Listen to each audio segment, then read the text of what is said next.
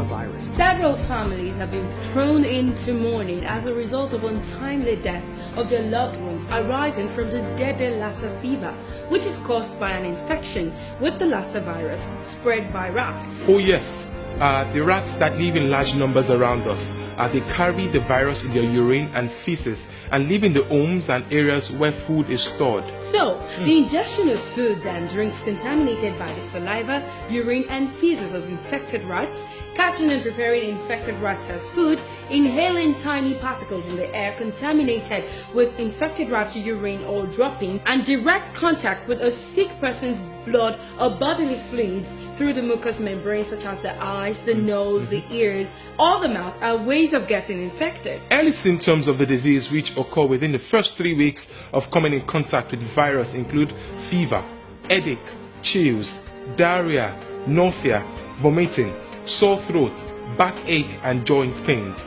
Late symptoms include bleeding from the eyes, the ears, the nose, bleeding from the mouth, rectum, the eye swelling, swelling of the genitals and rashes all over the body that often contains blood.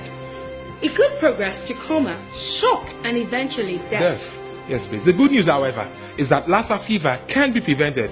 Oh yes, early detection and diagnosis greatly aids treatment, preventable death, and curtails further spread of the virus. We should know, however, that preventing Lassa fever in the community is first about preventing the source, and that is why it's important to observe good personal hygiene by keeping our houses clean and the environment as well, so as to discourage rodents from entering our homes. Some more measures that can be put in place is to avoid contact between rats and human beings by blocking out all rat hideouts.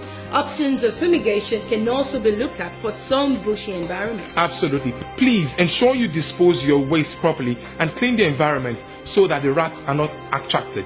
Store foodstuffs in rodent-proof and airtight containers. And above all, also ensure you cook all foods thoroughly. Discard any food item that might have been contaminated in any form by rats. Practice constant hand washing with soap and water. Promote a better personal hygiene.